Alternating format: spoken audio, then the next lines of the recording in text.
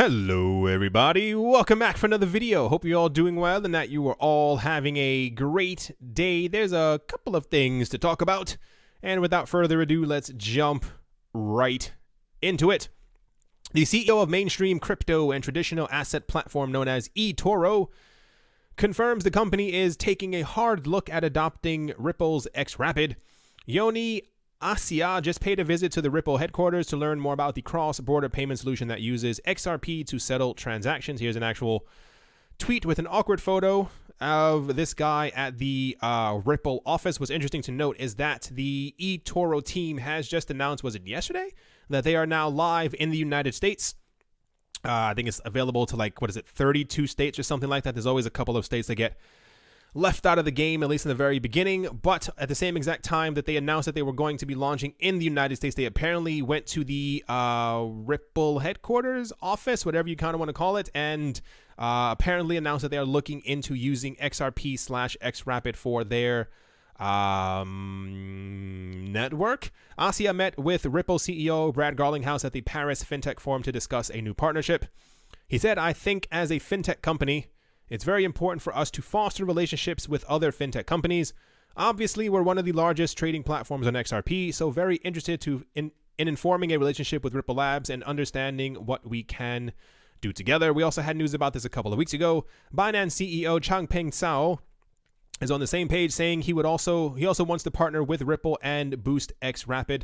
"We're focusing on launching more features right now, so we are waiting for a number of other partners. With xRapid, there's nothing going on right now, but in the future, we'll definitely want to add them as a partner." And then it's also the news about SBI. This has been mentioned many times before about them looking to use xRapid, and rather they are going to be using xRapid for their SBI virtual currencies. The title of this was obviously, powerhouses, if you will, who are going to be using xRapid XRP. So once again, connecting the dots. Part 2 comes down to the other news that we have. A major, nope, that's not that important. The largest association between crypto companies and mainstream institutions, that Ripple's involvement has now something to do with something called the International Association for Trusted Blockchain Applications, which is now something that Ripple is a partner of, or INATBA. Brad Garlinghouse-led company known as Ripple was one of 105 companies who ended up joining the International Association for Trusted Blockchain Applications. Keeping in mind the word trusted in here, keep that in your head. Among other startups, government, and international organizations that joined as its founding members. The European Union guided body stated in a release, "To support blockchain and distributed ledger technology in overcoming barriers to scale, the proposal has been made to create a global forum that brings together industry, startups, and SMEs, policymakers, regulators, civil society, and standard-setting bodies." They continued on by saying, "To this end, interested stakeholders, including developers and users of blockchain and distributed ledger technology, are invited to work together on the establishment of the International Association for Trusted Blockchain Applications, or the INATBA, which aims to achieve multiple goals." The most interesting part about at least that part comes from the fact that Ripple is probably one of the only, how do I say this? They're one of the only crypto companies that's a part of this that is tied to a cryptocurrency. Keeping that part in mind as well as this also being a European Union guided body, which means it's in the EU more or less, but they're trying to create something that's international. This also ties into the news that we had before from potentially the NASDAQ looking into using, potentially, supposedly, allegedly, using XRP, as they have announced that they're not going to be using Bitcoin to send international payments back and forth, but we know that the NASDAQ has some type of a tie to the Ripple company, the XRP team, and that they have announced support for them before. So this kind of all ties together with that as well.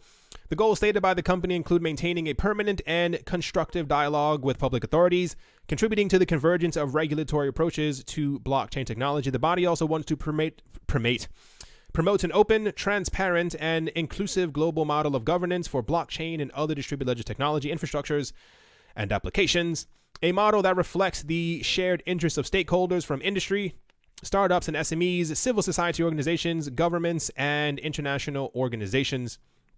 It's very interesting, the wording that they use and how things are slowly coming together or rapidly coming together, depending on how you really want to look at the entire situation. If you kind of pay attention and really just open your eyes to everything that the Ripple team is being added to, I mentioned this before in a video, I think in 2018. It was kind of, pass it on by. I thought it was interesting, and I still think it's very fascinating right now that Ripple is always the only company or the only crypto anything that is a part of these international organizations, or that they become absorbed into these other things that are being built up around the world. Whenever there's some type of like a regulatory something from a government, when governments want to learn more, when governments are looking to partner and or learn more about DLT or blockchain technology, or like what would be a good cryptocurrency to use, you realize that Ripple's always there. It's never Vitalik Buterin. It's never really, not really Blockstream. It's never Charlie Lee. It's never Joseph Lubin. It's never Charles Hoskinson. It's always the Ripple team, and it's always Brad Garlinghouse that's constantly mentioned. And if you, we know that they have over 200 partnerships already with like actual banks and institutions. But if you counted the number of companies that they're also partnered with as well, and also the amount of countries that Ripple has an office in, or that they've become a part of through international associations, it's kind of really weird how do I state this? I wonder how far the rabbit hole actually goes, because clearly I would assume myself, you don't take when you launch inside the US, you don't take a random trip to the Ripple office. Like, you can't really just show up and try to talk to Brad Garlinghouse. I feel like that was something that was definitely set up for a while before. I feel like them eToro launching in the US and also listing XRP from the get-go was definitely something that was planned as well. This is why I think also Coinbase listed XRP, and why we had news before that Coinbase listing XRP would be irrelevant, because when we get news that the NASDAQ has done it, that's going to kind of be the smoking gun isn't the word that I'm looking for, but that'll kind of be, the thing that kind of ignites all of it. As well as where's the other list over here? Yeah, Ripple has also already partnered with crypto exchanges Bittrex, Coins.ph, Bitso, and Bitstamp, and these four have also announced that they're also going to be using xRapid as their thing that they use to be able to transfer value back and forth. And also, I'm pretty sure it was Bittrex, Bitstamp, and I think Coins.ph. I think also Bitso, who also announced that they would also, I don't remember. I know it was Bittrex and definitely Bitstamp, who would be listing XRP as their base currency as well. Everything is converging into this really weird situation.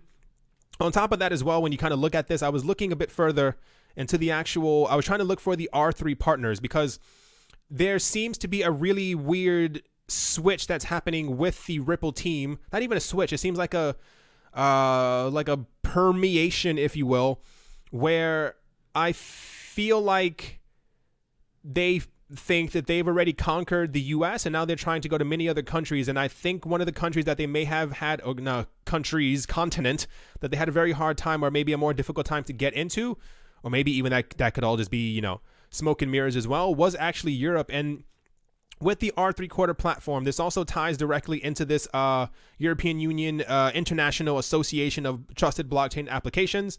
And it also ties into the news that we had before about the Nordic countries who were looking for or would be using one cryptocurrency that would be able to unite them, because of the fragmentation of trying to send payments between Nordic countries, especially Nordic countries to sending money to like Africa or to like Mexico and other things like that. It's all kind of coming into place.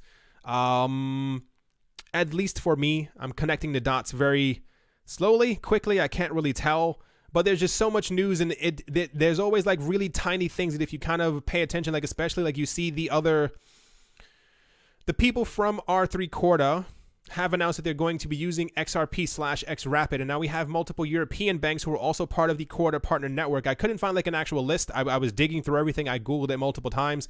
This is like the most that you get. I think you have to actually become a partner.